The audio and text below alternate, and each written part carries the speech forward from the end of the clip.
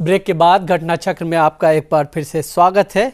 तो क्या सोनिया और मनमोहन सिंह का जो मॉडल है वो दोहराया जा सकता है? इसमें हम इस मुद्दे पर बातचीत कर रहे हैं। दिलीप जी, जिस तरह से ब्रेक से पहले पुष्पेंद्र एक समय को लेकर के भी कह रहे थे कि समय को देखा जाना ये देखिए, सियासी रूप से ये बहुत ही महत्वपूर्ण बयान मानता हूं मैं इसे। इसके कई माने।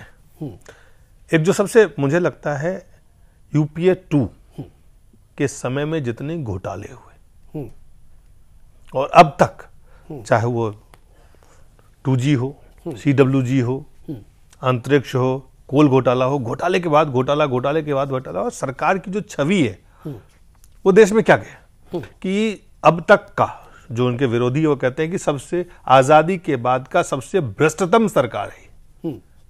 चलिए, विरोधी के बाद को आप दरकिनार कर देंगे, भ्रष्टतम नहीं भी हो, लेकिन भ्रष्टाचार के जिस तरह के मामले सामने आए, उसने पूरी छवि जो मनमोहन सिंह की ईमानदार छवि थी, वो ईमानदार व्यक्ति हैं, लेकिन उनके नीचे पूरी बेईमानी जो है वो फलती और फूलती रही।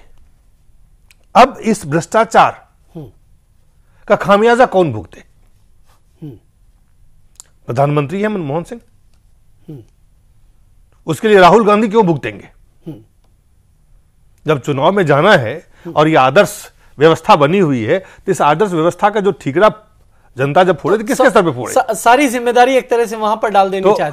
अगर ये संकेत जनार्दन जी इस तरफ दे रहे हैं कि ये बहुत अच्छे संबंध है और वो भविष्य के लिए एक आदर्श जोड़ी है, तो मुझे लगता है भविष्य में उनकी रणनीति प्रधानमंत्री डॉक्टर मनमोहन सिंह को क्लीन रखने की नहीं है या उनको साफ बनाने की नहीं है, बल्कि यह है कि अगर जितने पाप हुए हैं, जितने भ्रष्टाचार हुए हैं, जिस तरह से अराजकता रही है, जिस तरह से गठबंधन एक के बाद टूटते हुए और जिस तरह के पूरे सीबीआई का तमाम तरह के जो आरोप लगे हैं, आज जो लोगों के नजर में इस सरकार की क्रेडिबिलिटी पे जो सवाल खड़ा हुआ, उसका खामियाजा राहुल गांधी क्यों भुगते? राहुल गांधी के पास उम्र भी है, समय भी है, सब कुछ है, और राहुल गांधी प्रधानमंत्री नहीं बन के भी प्रधानमंत्री के जो तमाम काम हैं, उससे ज्यादा ये देश के सोनिया गांधी और राहुल गांधी के बारे में किसी को कोई शक नहीं है। जो व्यवस्था को जानते हैं, जो करीब से जानते हैं, जो राजनीतिक व्यवस्था को देखते हैं, उनको पता है कि निर्णय कौन लेता है, निर्णय कौन लेता है, कहां लिया जाता है। तो राहुल गांधी और सोनिया को अगर प्रधानमंत्री नहीं भी बनते हैं तो भी वो तमाम शक्ति, तमाम हैसियत, तमाम चीजें मौजूद है उनके पास। लेकिन जो चुनाव में जिस बात का संकेत मैं मान रहा हूं कि खामियों का खामियाजा राहुल को कांग्रेस भुगतने के लिए नहीं लाना चाहता है। अगर मैं इसको ऐसे देखूं तो एक साथ कई शिकार किए हैं एक तीर से। वो तो है, लेकिन जो दिलीप बात कह रहे हैं उसमें मैं एक बात और जोड़ना चाहता हूं कि एक तरफ ये बात आपकी तार्किक लगती है कि इस वक्त जो पूरी कांग्रेस की हालात है और कांग्रेस जिन हालातों में चुनाव में उतरेगी, ऐसे में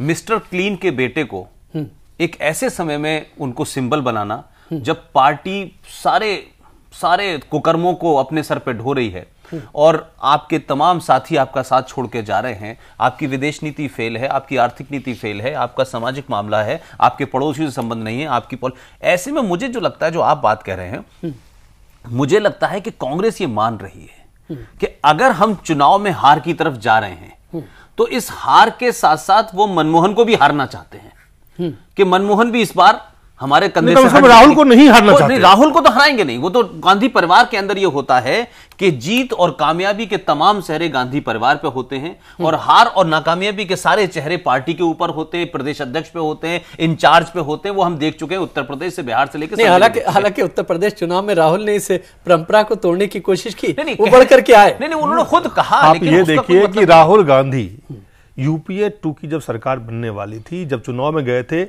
जब आडवाणी जी कह रहे थे कि मनमोहन सिंह एक कमजोर प्रधानमंत्री हैं, और उस समय ये महंगाई का सवाल आज जितना बड़ा है उससे कम बड़ा नहीं था, और महंगाई पे मनमोहन सिंह ने कहा था कि 100 दिन के अंदर इस पे हम काबू पाएंगे। अब राहुल गांधी जाके लोगों के बीच में क्या जवाब देंगे कि मनमोहन सिंह क्यों असफल रहे? अब मनमोहन सिंह बताएं देश को क्यों असफल रहे, वो बताएं कि क्या कारण है, कहां पे खामी है, कहां पे कमियां हैं, क्यों नहीं कर पाए। और फिर महंगाई पे क्यों, कौन सी मैं वही कह रहा हूं, ये राहुल गांधी क्यों जवाब दे? दूसरा सवाल है कि भ्रष्टाचार पे राहुल गांधी क्यों जवाब दे? तीसरा सवाल जो विदेश नीति है, रक्षा नीति, आपके सेना और जिस तरह से हमारे विदेशों के साथ विदेश नीति में जो साफ साफ खामियां उजागर हुई हैं, उसका जवाब मनमोहन सिंह दे। सरकार 10 साल से चला रहे हैं। अब ये बात अलग है कि लोग कहेंगे सरकार तो मनमोहन सिंह चला रहे हैं, कि असल सत्ता तो 10 जनपद में है। ठीक है, सत्ता 10 जनपद में है, लेकिन सरकार तो मनमोहन सिंह चला रहे। जवाब वही दे देश की जनता को जाके। तो मुझे लगता है कि एक चीज तो साफ साफ, बहुत साफ, जो मुझे लगता है कि किसी भी हालत में कांग्रेस पार्टी राहुल गांधी को एक्सपोज करने के लिए, क्योंकि वो उत्तर प्रदेश में एक्सपोज हो चुके हैं, वो बिहार में एक्सपोज हो चुके हैं, पंजाब में एक्सपोज हो चुके हैं, और ये चुनाव इतना अहम चुनाव है कि जिसके जो कांग्रेस जैसे कहते can not afford to expose Rahul to a bigger खासतौर से ये क्रूशल इलेक्शन, देश की राजनीति, इतनी बड़ी चुनौती के सामने उनको एक्सपोज करने के कांग्रेस के पास कोई विकल्प नहीं है। राहुल गांधी विकल्प हैं, भविष्य हैं कांग्रेस पार्टी के।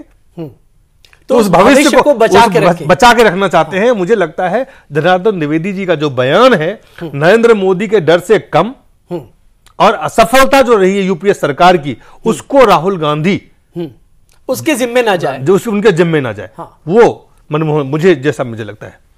लेकिन पुष्पेंद्र, अगर देखा जाए कहीं ना कहीं एक तरह से ये बात पूरी तरह से साफ होती जा रही है, जो बयान जिस तरह से आया जनार्दन द्विवेदी का, कि आने वाले समय में जब यूपीए जो है चुनाव में उतरेगी तो कहीं ना कहीं फेस के तौर पर जो है डॉक्टर मनमोहन सिंह का ही नाम रख सकती है। देखिए, मैंने कहा ना कि मनमोहन सिंह को आगे रखने में जो दिलीप भाई बात कह रहे हैं, एक तो मैं उस पर एग्री करता हूं। दूसरी बात आप ये कह रहे हैं कि देखिए, राहुल बनाम मोदी जो था, मीडिया ने पिछले काफी समय से चला रखा था, और बीच बीच में राहुल गांधी ने कहा कि नहीं, मैं शादी नहीं करूंगा, मुझे प्रधानमंत्री नहीं बनना, मेरी प्रायोरिटी ये नहीं है, तमाम सारी बातें कही।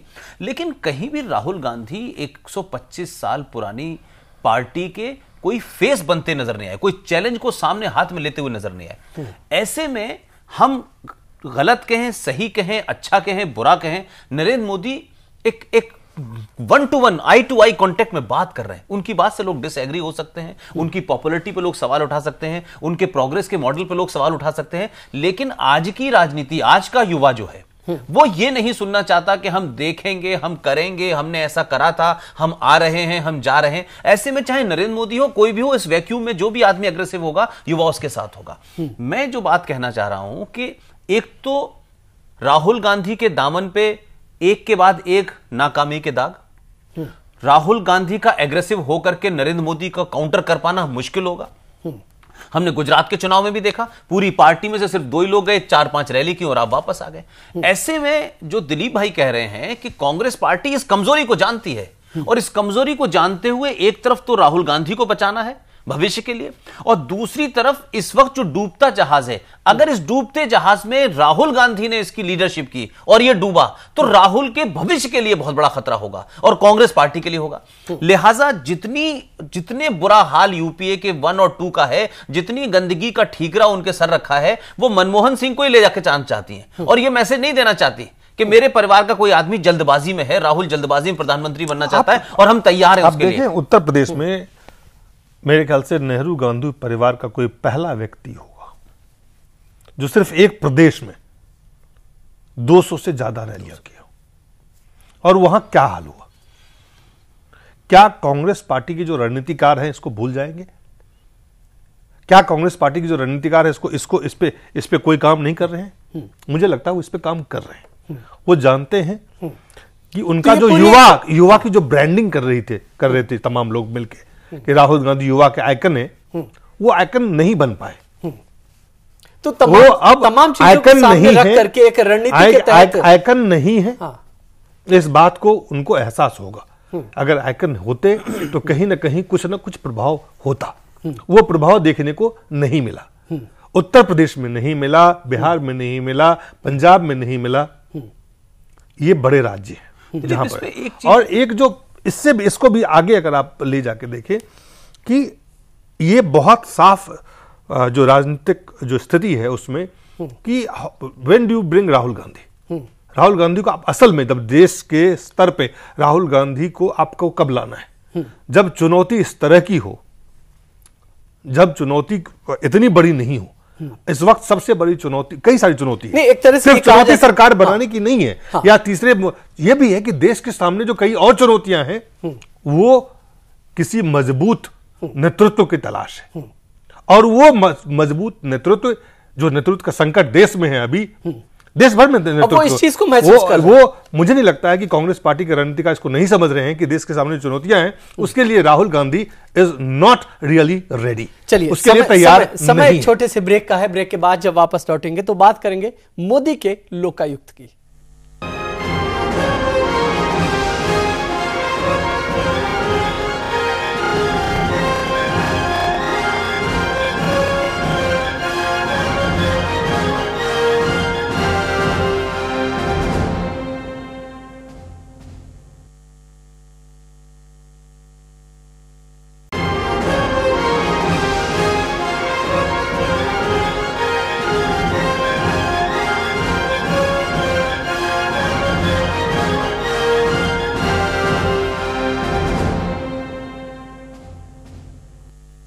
ब्रेक के बाद घटना चक्र में आपका एक बार फिर से स्वागत है। इस हिस्से में हम बात करेंगे मोदी के लोकायुक्त की। गुजरात विधानसभा में लोकायुक्त बिल पारित हो गया है, जिसके तहत अब ज्यादा अधिकार जो है मुख्यमंत्री के पास होंगे। मुख्यमंत्री लोकायुक्त को किस तरह से नियुक्ति की जानी है, एक कमेटी गठित की जाएगी जिसमें 6 लोगों को रखा जाएगा, और साथ ही साथ उस कमेटी के जो सुझाव होंगे लोकायुक्त को लेकर के, उस पर आखिरी फैसला मुख्यमंत्री को करना होगा। जिसके बाद से ये सवाल पैदा हो रहे हैं कि क्या गुजरात में मोदी ने अपने आप को एक तरह से मजबूत किया है, और जो लोकायुक्त की एक ताकत होती है उसको फिलहाल कमजोर यहां पर गुजरात की मोदी सरकार ने किया है। ये इस वक्त एक अहम सवाल पैदा हो रहा है। हम इस पर बातचीत करेंगे, लेकिन पहले हम आपको सुनवाते हैं समाजवादी पार्टी के वरिष्ठ नेता नरेश अग्रवाल ने क्या कुछ इस मुद्दे पर कहा है। देखिए, वैसे तो उनका मामला हम उस पर बहुत ज़्यादा कमेंट नहीं करें, लेकिन इतना हमारा मानना है कि हम पॉलिटिशियंस की अगर चरित्र पंजिका लोकायुक्त लिखेगा, जनता क्या करेगी? और लोकायुक्त कोई जनता के बीच का कोई अलग से नहीं आया है, तो मैं तो लोकायुक्त व्यवस्था को उचित मानता नहीं। इसी बारे में लोकपाल बिल का खुलेआम विरोध करता हूँ कि लोकपाल प्रजातंत्र को समाप्त करने की व्यवस्था है। मैं इससे सहमत हूं।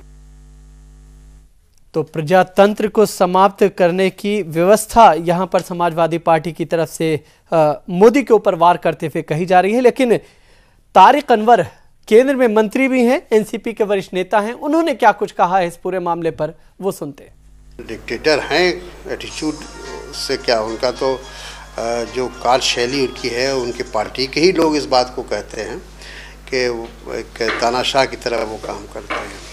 और जहाँ तक लोकायुक्त का सवाल है, शुरू से इस बात का वो विरोध कर रहे हैं। एक तरफ तो भारतीय जनता पार्टी केंद्र में ये बात कहती है कि लोकपाल बिल आना चाहिए और भ्रष्टाचार पर अंकुश लगना चाहिए, और दूसरी तरफ अपने जहाँ शासित राज्य हैं वहाँ उसका विरोध किया जा रहा है या उसके अधिकार को कम करने की बात की जा रही है। तो ये दोहरी नीति जो भारतीय जनता पार्टी की है वो इससे जाहिर होती है। तो तारिक अनवर मनमानी की बात करते थे नरेंद्र मोदी के लिए, लेकिन बीजेपी की वरिष्ठ नेता निर्मला सीतारमण क्या कुछ कहती नजर आई, किस तरह से सफाई दी है नरेंद्र मोदी की तरफ से इस पूरे मामले पर, वो सुनते हैं। It is the government of India's orders to have Nagarpalika, Mahanagarpalika and the panchayats to be included in the Lokayukta bill.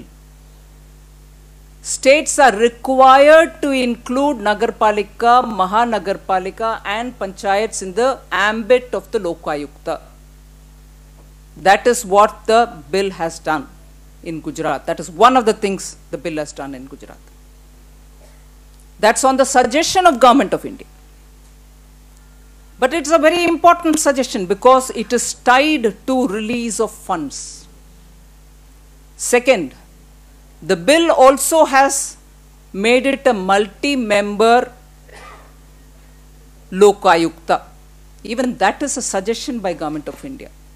And what the Gujarat bill has done is to say it will be a multi-member committee, but the multi-members, meaning the several of the members will be appointed by the Supreme Court. Is there a problem with that?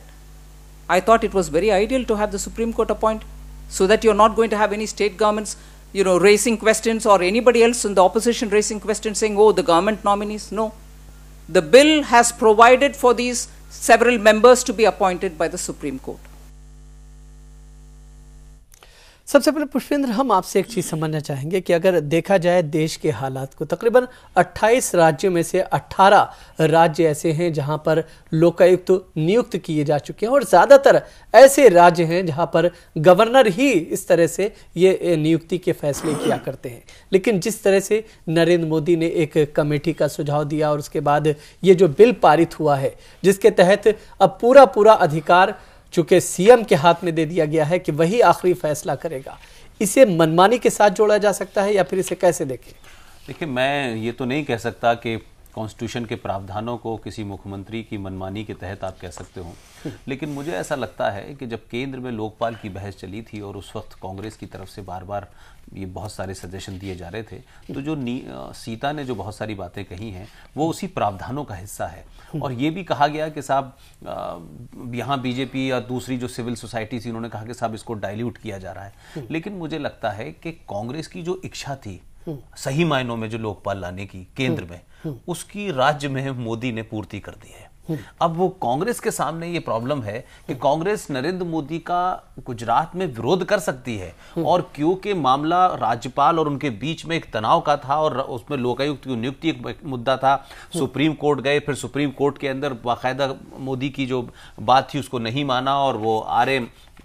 Mehta साहब को बना दिया गया। उसके बाद भी एक curative जो है वो याचिका वहां अभी है और उस पर फैसला नहीं हुआ है। मुझे लगता है इस तनाव से अगर आप हटके देखें तो इस देश में चाहे इलेक्शन कमीशन हो या दूसरी संस्थाएं, उसको भी कांग्रेस ने मल्टीपल बनाया। तो अगर हम ये कहें कि यहां नरेंद्र मोदी है तो विरोध दूसरे तरीके से देखा जा रहा है, नरेंद्र मोदी जो है वो डिक्टेटर हैं या नरेंद्र मोदी इस तरीके से काम करते हैं, तो ये मैं समझता हूं कि ये उनकी पर्सनल, उसके ऊपर आप अटैक कर सकते हैं। लेकिन अगर इस बिल को आप देखें टोटली, तो इस बिल को नरेंद्र मोदी ने ये तो नहीं कहा है कि वो जो 6 लोग हैं, जैसे उसमें कहा है कि 6 लोगों की जो कमेटी होगी उसमें लीडर ऑफ अपोजिशन भी होगा, उसमें हाईकोर्ट का, लेकिन उनको तो सिर्फ इतना अधिकार दिया गया ना कि आप सिर्फ सुझाव दीजिए। नहीं, तो अगर मान लीजिए कि उसमें जिन लोगों के नाम आते हैं और सब सुझाव वाले वो लोग हों, जिसमें उन्हीं लोगों में से तो नरेंद्र मोदी को किसी को एक सेलेक्ट करना होगा। ऐसा तो नहीं होगा कि उन 6 कमेटी में जितने भी लोगों को सुझाव के बतौर दिए जाएंगे उनको रिजेक्ट करके वो कोई अपना आदमी बना देंगे। अल्टीमेटली उन 6 लोगों में जो लीडर ऑपोजिशन है, हाईकोर्ट का जज है और दीगर लोग हैं,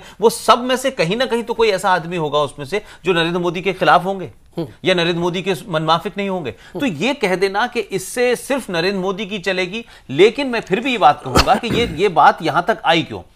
हमारे हिंदुस्तान में हम पिछला कई ट्रैक रिकॉर्ड देख रहे हैं कि चाहे कांग्रेस का जमाना हो चाहे बीजेपी का हो, अब बीजेपी के जमाने अगर एनडीए की बात करें तो कम समय रही है, नहीं तो राज्यपाल का जो घर है, राज्यपाल का घर जिस तरीके से कांग्रेस का ऑफिस बनता है और वहां जिस तरीके के षड्यंत्र होते हैं सरकारों को गिराने को लेकर के, हमने एचआर भारद्वाज के बीच में भी देखा, खूब झगड़ा हुआ। तो इन सरकारों में इस्तेमाल करने का कांग्रेस का जो तरीका है, उसी का एक हम रूप यहां देख रहे हैं कि कमला बेनी जो थी वो जिस तरीके से टकराव की स्थिति में चली गई। अगर राज्यपाल का मामला भी था तो राज्यपाल की पोजीशन नॉमिनल होती है, आप वो एक बिल्कुल राष्ट्रपति की तरह होती है। तो वो कन्फ्रंटेशन इतनी दूर तक चला गया कि ऐसे लगने लगा कि राज्यपाल जो है वो एक पॉलिटिक्स का हिस्सा बनी हुई है। तो ऐसे में मैं ये कहता हूं कि अगर मल्टी उसको लेयर बनाया गया है तो उसमें कोई बुराई की बात मुझे नहीं लगती। दिलीप जी, एक चीज हम आपसे ये समझना चाहेंगे कि जिस तरह से मुख्यमंत्री को ये पूरा राइट दिया गया है कि वो जो है फैसला लेंगे नियुक्ति को, सवाल यह है कि अगर कोई लोकायुक्त सरकार के खिलाफ भ्रष्टाचार की जांच को किस तरह से निष्पक्ष तरीके से कर मुझे पाएगा, लगता है कि जब सीएम ही उस चीज को डिसाइड कर रहा है। मुझे लगता है कि जो लोकपाल और लोकायुक्त की जो चीज है भारत में कितने दशक से लंबित है ये देश को मालूम है। अन्ना का आंदोलन देश को मालूम है, उस आंदोलन का क्या नतीजा हुआ ये सबके सामने है, और भ्रष्टाचार से लड़ने के लिए देश कितना तैयार है वो भी दिखाता है। और भ्रष्टाचार से लड़ने के लिए जो एग्जिस्टिंग मैकेनिज्म है वो कितना कामयाब है उस पर भी देखना चाहिए। और एक कोई सुपर स्ट्रक्चर या स्ट्रक्चर कोई इस तरह का बनाने की जो बात लगातार हो रही है क्या इससे भ्रष्टाचार खत्म होता है? एक बड़ी बहस इस पे देख चुके हैं यहाँ पे, हमने भी किया है, हिस्सा लिया है और हम जानते हैं। जो महत्वपूर्ण बात है, मुझे लगता है कि भ्रष्टाचार से लड़ने की इच्छा शक्ति और उसके लिए जो इंस्टीट्यूशंस बनाने की आवश्यकता है, या जो गवर्नमेंट में या सरकार में जिस तरह जो भी वैधानिक जो भी व्यवस्था बनाने की आवश्यकता है, क्या उसके लिए किसी भी राजनीतिक दल में इच्छा शक्ति है? आपको जवाब मिलेगा, अगर आप पूरा देखेंगे सबकी इच्छा, तो जवाब मिलेगा नहीं है। और उसमें मोदी कोई एक्सेप्शन नहीं है, मोदी उसके एक्सटेंशन है। Congress has been ruling and ruining this country for long. अगर आप आपको पूरी बात, भ्रष्टाचार एक ऐसा मसला है, आप देखें 1 साल में 2 साल में लाखों करोड़ का भ्रष्टाचार का मामला, और वो कहां से आ रहा है? जब सीएजी इस बात को कहता है तो एक मंत्री भारत सरकार के बाहर निकल के आते हैं, बोलते हैं ये बड़ा नोशनल फिगर है, यू हैव इंस्टीट्यूशन, वो संवैधानिक व्यवस्था है उसको, और आप उस पर फिर सवाल उठाते हैं। तो सवाल ये उठता है कि जो चीजें आपके सामने आई उस पर आपने क्या किया? नरेंद्र मोदी कोई हिंदुस्तान के बाहर नहीं रहते और ना ही हिंदुस्तान की व्यवस्था के कोई बाहर से इंपोर्टेड कोई व्यवस्था ला सकते हैं। नहीं, सवाल यह है कि भ्रष्टाचार आप मेरी जो मुख्य बात है, इसको सियासी हथकंडा बना के आप नरेंद्र मोदी के ऊपर हमला करें या नरेंद्र मोदी आपके ऊपर हमला करे। सच्चाई ये है कि देश में भ्रष्टाचार से लड़ने की जो व्यवस्था कायम होना चाहिए, उसके प्रति अभी हम गंभीरता से विचार ही नहीं कर रहे। तो ये गुजरात के मुख्यमंत्री भी भ्रष्टाचार से सही से मुकाबला नहीं कर रहे हैं, इसका मतलब? मैंने कहा ना, जिस व्यवस्था को जो आपने जो अभी आपने निर्मला को सुना, हाँ। वो क्या कह रही थी कि केंद्र के तरफ से ये सुझाव गए, उसको नरेंद्र मोदी कर रहे हैं। अब केंद्र ने ये सुझाव क्यों दिए, ये केंद्र से पूछा जाए, और नरेंद्र मोदी से फिर पूछिए कि भाई आपने सुझाव को क्यों माना। सिर्फ एक से पूछने से काम नहीं होगा, सवाल दोनों के मंशा पे बराबर का उठना चाहिए। सवाल यह नहीं है कि नरेंद्र मोदी ने जो किया वो गलत किया और केंद्र की सरकार जो कर रही है बिल्कुल सही कर रही है, और केंद्र की सरकार गलत कर रही है, नरेंद्र मोदी सही कर रही है, ये भी सही नहीं है। जाहिर है कि अगर आप एक ऐसी संस्था बनाना चाहते हैं जिसमें मुख्यमंत्री भी उसके अंतर्गत उसके मामले को भी जांच की जा सके, तो आप मुख्यमंत्री को अलग कर दिया। मैं वही कह रहा हूं, तो ये व्यवस्था तो भ्रष्टाचार से लड़ने के लिए कामयाब हो ही नहीं सकती। लेकिन दिलीप, मुझे नहीं लगता, जो आप एक सवाल कह रहे हैं मुझे बार बार ये समझ में नहीं आ रहा है कि क्या जहां लोकायुक्त नहीं है वहां भ्रष्टाचार के जो मुकदमे हैं या भ्रष्टाचार पकड़ने की जो दूसरी एजेंसीज हैं वो ठप है क्या? उन्होंने काम करना बंद कर दिया? और जहां लोकायुक्त है वहां पे कौन सा भ्रष्टाचार रुक गया? वहां कौन सा बड़ा रुक गया है? मेरा सवाल यह है कि अगर ये कहे कांग्रेस पार्टी या मोदी के विरोधी ये कहें कि साहब वो अपना भ्रष्टाचार छुपाना चाहते हैं, तो इसका मतलब यह है कि लोकायुक्त जहां नहीं होगा वहां का भ्रष्टाचार बाहर निकलेगा ही नहीं। अगर हम ये देखें कि 28 राज्यों में से 18 में है, तो 10 राज्यों में आप खुलेआम भ्रष्टाचार कीजिए क्योंकि वहां लोकायुक्त नहीं है। अब आप देखें कि केंद्र का 2G स्कैम का घोटाला लोकायुक्त से कोई लेना देना नहीं था, कोलगेट का उनसे कोई लेना देना नहीं था। यानी तो यहां राजनीतिक, वही मैं कह रहा हूं कि मोदी को टारगेट करने के लिए, मोदी के ऊपर जो उनका बड़ा सवाल है कि मोदी करप्ट लीडर नहीं है, मोदी क्लीन लीडर है, और उसकी वजह से जो उनकी छवि है उसको कांग्रेस इस तरीके से प्रेजेंट करने की कोशिश कर रही है कि लोकायुक्त नहीं होने। लेकिन मोदी को, अगर मोदी ये सोच रहे हैं कि राष्ट्रीय स्तर पर आके उनको देश को नेतृत्व करना है देश का, तो उन्हें आज उदाहरण के समेत आना पड़ेगा। मैं मानता हूं ये उदाहरण नहीं दे सकते हैं कि वो इस तरह का लोकायुक्त बनाए जहां पर कि ये सवाल उठे और इस सवाल का जवाब देश को चाहिए। तो अगर आपको देश को नेतृत्व देना है तो आपको उदाहरण के, आप वहीं से गुजरात से शुरू कर, आज आप गुजरात का उदाहरण ले जाके देश को देते हैं कि हमने ऐसा विकास किया, हमने इस तरह का काम किया। आपको यह कहना पड़ेगा कि भ्रष्टाचार को रोकने के लिए हमने मजबूत इंस्टीट्यूशन बनाया। अगर ये आप नहीं कहते हैं तो ये सवाल उठेंगे। चलिए, ब्रेक का समय है, ब्रेक के बाद जब वापस लौटेंगे तो बात करेंगे सूखे पर सियासत की।